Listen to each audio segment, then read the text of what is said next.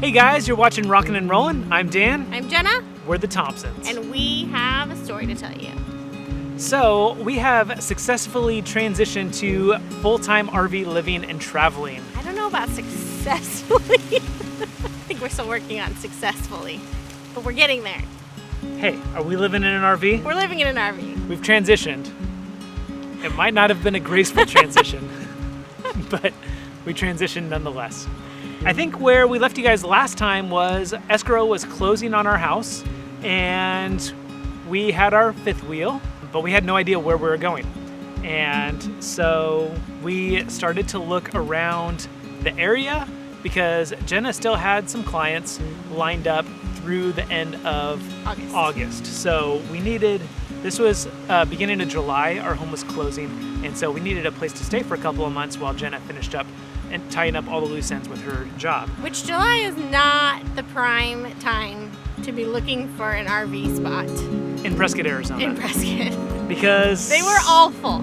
Every single place we called, every RV park, we knew we needed somewhere with hookups so that we could transition well without having to deal with tanks and all of that the way you would if you were dry camping. So obviously for a month we didn't want to have to be dealing with that. And we didn't know really where to go. So, in Prescott, Arizona, it's kind of a snowbird town. So come summer, all those RV spots are full. Come winter, we can stay wherever we wanted. But yeah, we were kind of out of luck, honestly. Every single place we called was completely packed to the max. So my dad had worked previously for a camp near the camp Dan worked for. And had told us, hey, you should give them a call. They have RV spots and they might be able to provide a spot for you. And I actually kind of put it off. I never really gave them a call. And once we were out of luck with all of the places that I had checked, literally everywhere in town that was close, I went ahead and gave them a call. Actually, I think she made me do it. I said she still was dragging her feet. I said I called already previously, which I had, and I hadn't heard anything, and so I was like, you call them and see if you get any sort of response. And he did. Yeah, so I gave them a call, Camp Pine Rock, and I said, hey, here's the deal. I played the father-in-law card. My father-in-law used to work there.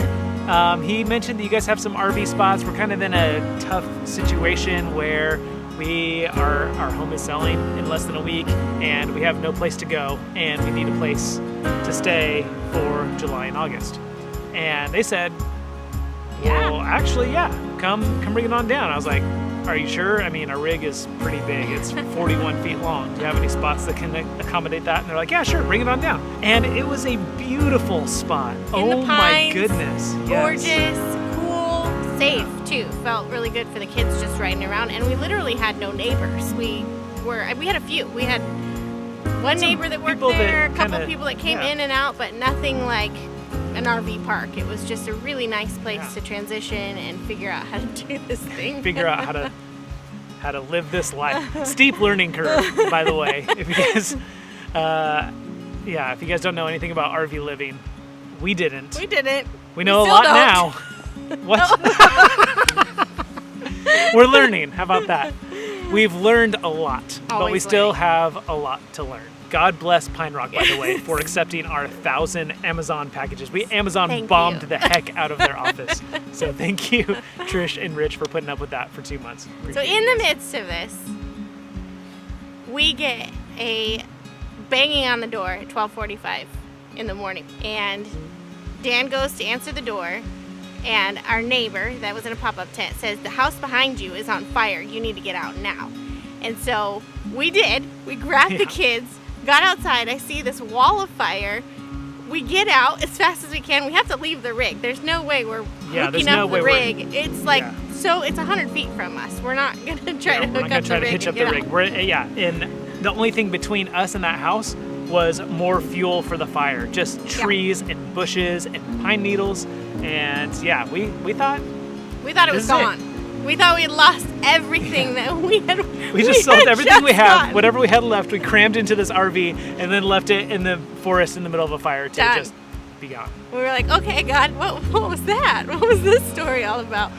But you know what? It was the first step, I think, in God teaching us faith and trust. And he said, trust me, everything's going to be fine.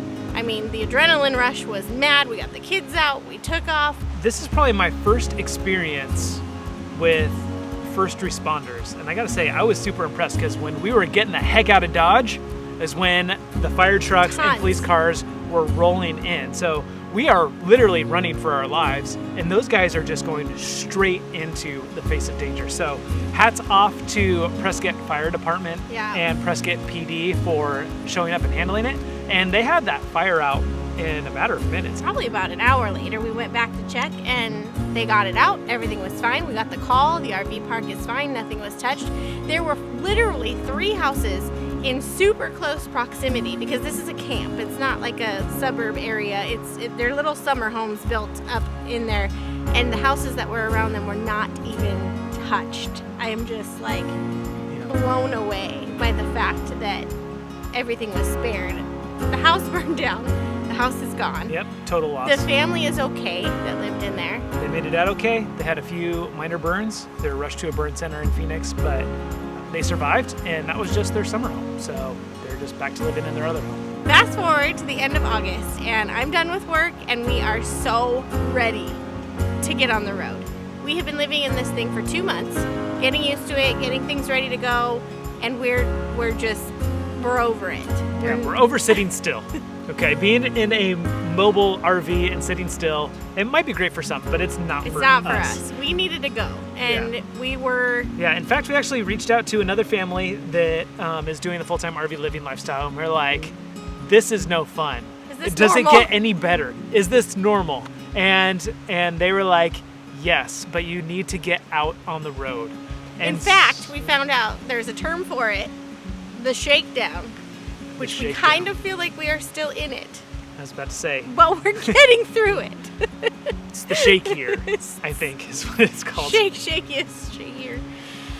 So we decided to do a small trip. Yeah, we just drove like an hour and a half, 2 hours down the road to Cottonwood, Arizona to visit some friends of mine that I used to work with at the camp who are also doing the full-time RV living lifestyle. So we thought it'd be kind of fun to connect up with them as kind of our send-off on our adventure.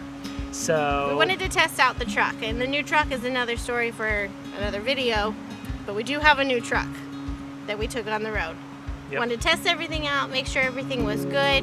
We had some tires that were losing air while we were sitting for 2 months and decided to have those checked out. So we went and took off. First of all, back up. We were leaving on a Sunday. There are no tire shops open on a Sunday. Nope, there's one. We could not find anywhere. There's one in Prescott that is open on Sundays. Costco for the win. So we decided on our way out of town we're just going to roll by Costco and see. I have a suspicion that they just need to be plugged or patched or something.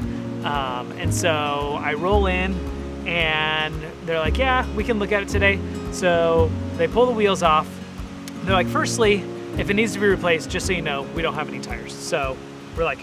And no tire shop in Prescott, small town Prescott, had the tires we needed. So we were just praying we didn't need new tires. Yeah, praying that we didn't need new tires, that they could be patched and we could be back on the road. So we're like, okay, well, I mean, if they're bad, we're going to be stuck for a while. But hopefully they can be plugged or patched or whatever. So they pull the wheels off, they inspect them really good, and then they give us the really good news. The tires are just fine. Wheels are cracked. The wheels are cracked. 2 of our wheels were cracked and losing air. Now, these are not steel wheels that can be welded back together. These are aluminum wheels that once they're cracked, they're done. So at least it's not recommended that you're supposed to weld them. And so the guys were like, there's literally nothing we can do about this other than pump you back up with air and send you on your way. So we were like, oh, good gravy. 2 out of 4 wheels on our RV are cracked, and we just hitched it up, and we don't have a place to stay nearby.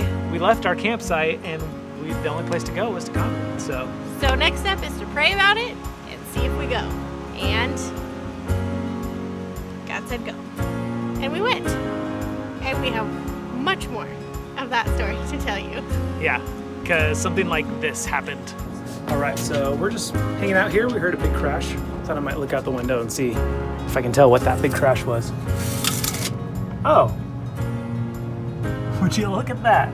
So follow along, check us out. We'll tell you all about it next time. Stay tuned. I'm Dan. I'm Jenna. This is Rockin' and Rollin', because life rocks When your home rolls. or life gets rocked when your home rolls. I think is what our tagline should be. Pretty much. All right, subscribe. Like, Watch comment, that video. do all the things. All the things, Lane Loftus. Do all the things. All right, we're done.